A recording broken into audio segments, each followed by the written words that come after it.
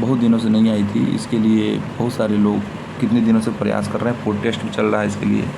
आप सबको पता होगा, जो लोग तैयारी कर रहे होंगे लाइब्रेरियन की, उनको सब पता होगा। तो चलिए शुरू करते हैं। बहुत सारे स्टूडेंट्स इसके पहले तैयारी भी किए हैं और तैयारी करके छोड़ भी दिए थे। तो मैंने सोचा कि चलिए एक बेसिक नॉलेज के थ्रू एक एक टॉपिक पे बात करते हुए हम लोग तैयारी करते हुए आगे बढ़ेंगे। तो ये हमारा चैप्टर है ग्रंथालय एवं समाज, लाइब्रेरी एंड सोसाइटी।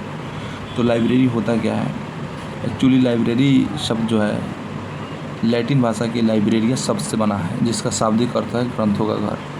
ठीक है, ग्रंथों का घर अर्थात ग्रंथालय जिसको बोलते हैं, अर्थात वह स्थान जहाँ ग्रंथ रखे जाते हैं या पढ़ने के लिए ग्रंथ एकत्रित किए जाते हैं, ग्रंथालय कहलाता है। ये लाइब्रेरी की डेफिनेशन है, इसे आप याद कर लीजिएगा। लेकिन ये इसमें एक क्वेश्चन जो है सबसे ज़्यादा इम्पोर्टेंट है, पूछ सकता है कि लाइब्रेरी शब्द किस भाषा से लिया गया है और इसका मतलब क्या होता है। ठीक है, तो आप याद रखिए कि लैटिन भाषा का ये शब्द है लाइब्रेरी, और ये लाइब्रेरिया से बना है। ठीक है, जिसका शाब्दिक अर्थ क्या होता है? ग्रंथों का घर होता है। अब लाइब्रेरी कई प्रकार के होते हैं, यहाँ एक एक करके मैंने लिखा है। तो सार्वजनिक पुस्तकालय या सार्वजनिक ग्रंथालय भी कह सकते हैं, शैक्षिक ग्रंथालय भी कह सकते हैं या शैक्षिक पुस्तकालय भी कह सकते हैं, वर्चुअल ग्रंथालय भी कह सकते हैं, डिजिटल ग्रंथालय भी कह सकते हैं, व्यक्तिगत और विशेष ग्रंथालय, सूचना केंद्र ग्रंथालय। ठीक है, ये पुस्तकालय के प्रकार हैं। पुस्तकालय कहिए, ग्रंथालय कहिए, दोनों एक ही होता है। ठीक है, पुस्तकों का घर, ग्रंथ यानी वो पुस्तक ही होता है। तो इसमें सार्वजनिक ग्रंथालय हो गया, शैक्षिक ग्रंथालय हो गया, वर्चुअल ग्रंथालय हो गया, डिजिटल ग्रंथालय हो गया, व्यक्तिगत और विशेष ग्रंथालय हो गया, सूचना केंद्र ग्रंथालय हो गया। ठीक है, ये तो आपको देख के ही पता लग रहा होगा कि ये ग्रंथालय या पुस्तकालय होता है। सार्वजनिक पुस्तकालय तो आपको पता होगा, सार्वजनिक पुस्तकालय कहिए या सार्वजनिक ग्रंथालय कहिए। इसमें सभी लोग, हर क्षेत्र के लोग आते हैं, उस पुस्तकालय में पढ़ते हैं, ज्ञान लेते हैं। इसमें किसी प्रकार का चार्ज नहीं लगता है।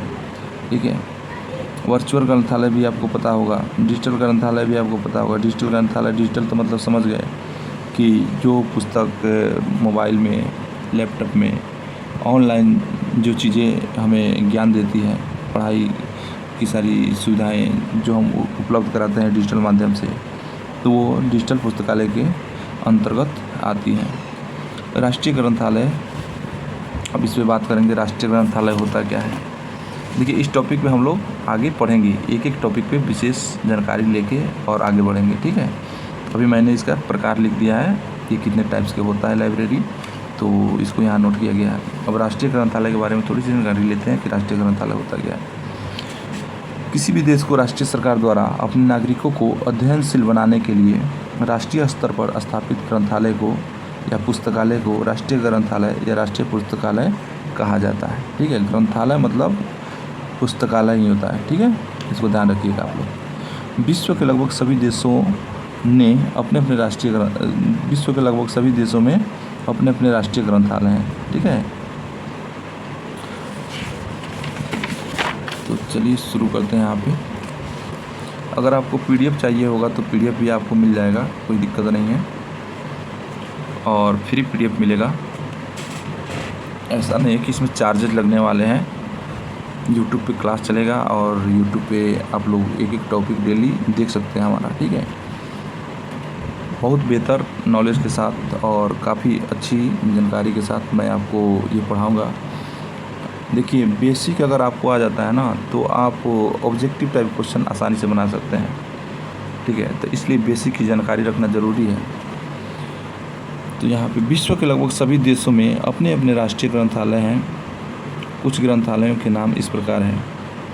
ग्रंथालय मैं कह रहा हूँ तो इसका मतलब ग्रंथालय सिर्फ मतलब ग्रंथालय मतलब पुस्तकालय समझिएगा। ठीक है, तो नेशनल लाइब्रेरी जो कि कलकत्ता में है, और कलकत्ता कहाँ पड़ता है? भारत में। ठीक है, ये नेशनल लाइब्रेरी है। लाइब्रेरी ऑफ कांग्रेस ये कहाँ पे है? ये यूनाइटेड स्टेट में है। ठीक है, ब्रिटिश लाइब्रेरी यूनाइटेड किंगडम में है, यूके में। दी स्टेट लेनिन लाइब्रेरी, ये पूछ सकता है क्वेश्चन कि नेशनल लाइब्रेरी कहाँ है, ठीक है, तो ये याद रखिएगा। लाइब्रेरी ऑफ कांग्रेस ये कहाँ है, ब्रिटिश लाइब्रेरी कहाँ है, तो ये याद रखना ज़रूरी है आपके लिए, ठीक है। दी स्टेट लेनिन लाइब्रेरी, लेनिन का नाम आएगा तो आप समझ जाइएगा कि हाँ वो रूस में है, रूस के मॉस्को में, ठीक है। नेशनल डाइट लाइब्रेरी ये टोक्यो में है, और टोक्यो कहाँ है, जापान में, ये जापान की राजधानी है, और ये न वहाँ की मुद्रा है, इसको याद रखिएगा आप लोग। राष्ट्रीय ग्रंथालय की विशेषताएं, तो पहली विशेषता है कि राष्ट्रीय ग्रंथालय किसी भी देश का एक केंद्रीय ग्रंथालय होता है। राष्ट्रीय ग्रंथालय किसी भी देश का एक केंद्रीय ग्रंथालय होता है। सर 1 मिनट रुक जाइए आप लोग। और दूसरा, इसका संचालन, इसकी विशेषता नोट कर रहा हूँ, ठीक है। आप भी अगर हो सके तो नोट करिएगा, नहीं तो PDF कहिएगा तो मैं PDF दे दूँगा, ठीक है। इसका संचालन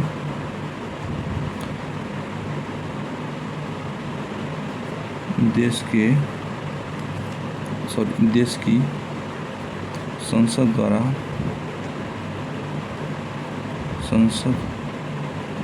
द्वारा आवंटित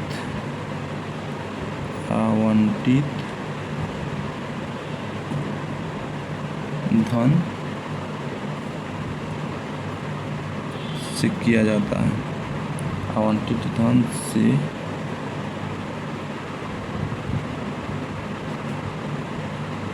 किया जाता है। तीसरी विशेषता इसकी है, इसमें पूरे देश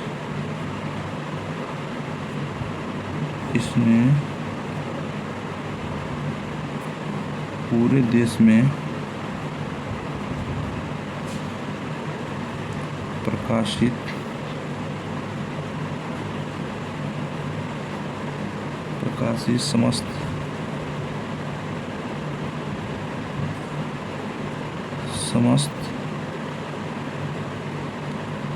इसमें पूरे देश में प्रकाशित समस्त पाठ्य सामग्री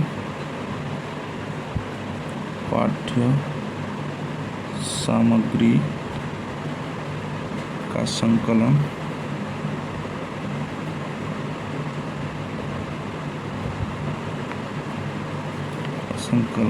किया जाता है, ठीक है। तीसरा हो गया, चौथा विशेषता आप नोट कर लीजिएगा, चौथी विशेषता इसकी नोट कर लीजिएगा। यह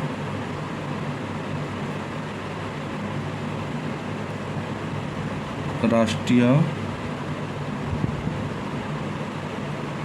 महत्व की संस्था होती है, ठीक है। संस्था होती है, अर्थात इसका मतलब यह कि संपूर्ण राष्ट्र की सेवा करता है, ठीक है। संस्था होती है जिसका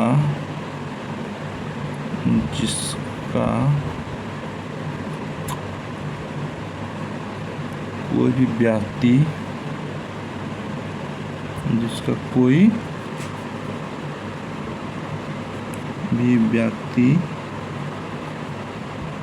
पाठक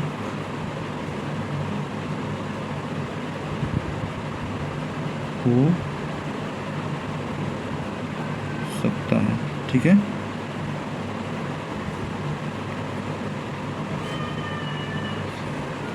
चलिए इतना याद रख लीजिएगा, 4 विशेषता। अब इसके कार्य के बारे में भी थोड़ी सी जानकारी लेंगे हम लोग, ठीक है। राष्ट्रीय ग्रंथालय के कार्य,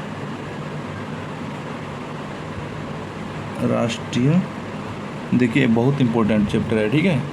ये बहुत इम्पोर्टेंट चैप्टर है और इससे क्वेश्चन आना ही आना है। आप लोग ध्यान लगा के पढ़िएगा, तैयारी कीजिएगा और कोशिश कीजिएगा कि रिज़ल्ट आपका बेहतर बने। हो सकता है कि मेरी पढ़ाई में थोड़ी सी मैं बता रहा हूँ, अगर कोई दिक्कत होगी तो कमेंट बॉक्स में आप ज़रूर लिखिएगा उसे, मैं कोशिश करूँगा उसे सुधारने का, ठीक है। तो अपनी तरफ से तो मैं बेहतर प्रयास कर रहा हूँ कि आपको अच्छी से अच्छी जानकारी दूँ, ताकि आप एक बार में पढ़ें और उसे अपने दिमाग में कैप्चर कर लें, आराम से उसको याद कर लें, ठीक है। राष्ट्रीय ग्रंथालय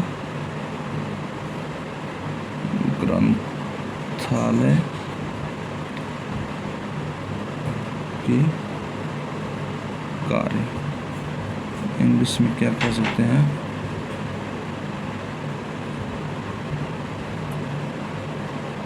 फंक्शंस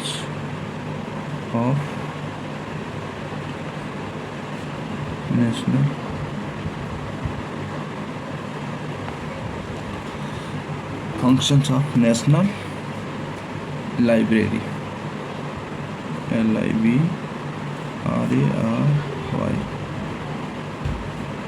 ठीक है। चलिए इसके बारे में भी थोड़ी सी जानकारी हम ले लेते हैं।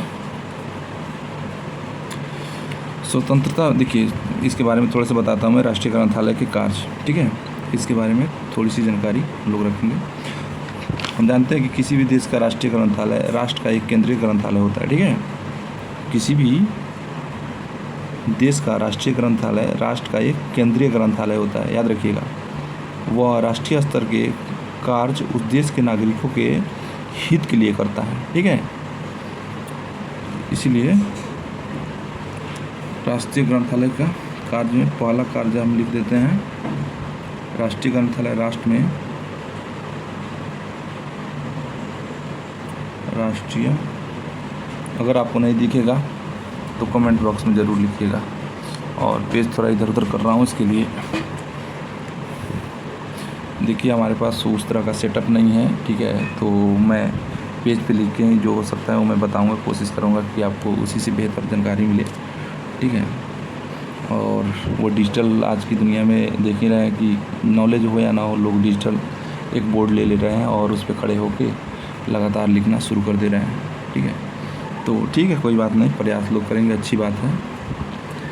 राष्ट्रीय ग्रंथालय मतलब पुस्तकालय समझिएगा, ठीक है। राष्ट्रीय ग्रंथालय राष्ट्र में प्रकाशित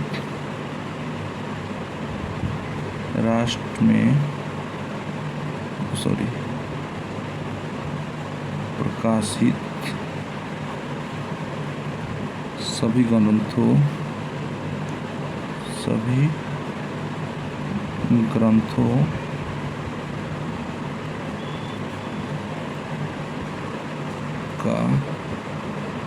ग्रंथों का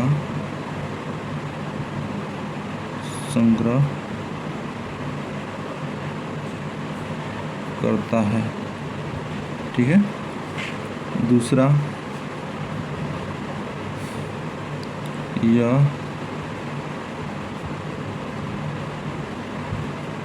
राष्ट्र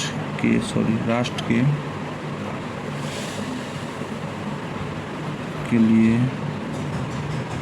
कॉपीराइट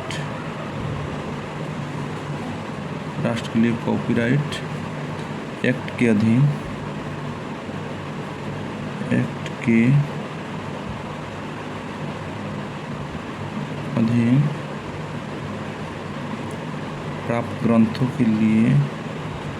प्राप्त ग्रंथों लिखने में अगर राइटिंग में कोई दिक्कत हो तो बोलिएगा ज़रूर, ठीक है। अगर जो चीज़ें समझ में ना आए, ग्रंथों के लिए राष्ट्रीय स्तर पर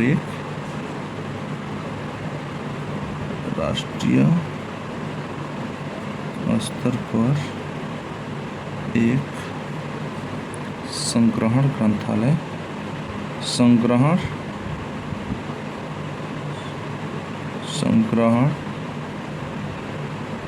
ग्रंथालय के रूप में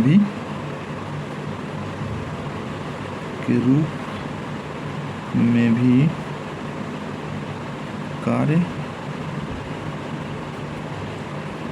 करता है, ठीक है। राष्ट्र के लिए कॉपीराइट एक्ट के अधीन प्राप्त ग्रंथों के लिए राष्ट्रीय स्तर पर एक संग्रहण ग्रंथालय मतलब इकट्ठा करने वाला ग्रंथालय के रूप में कार्य करता है। ठीक है।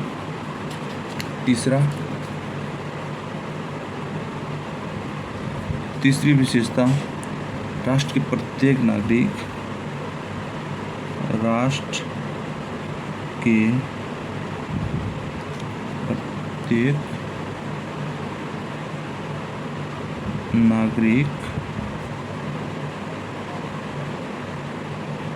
को बिना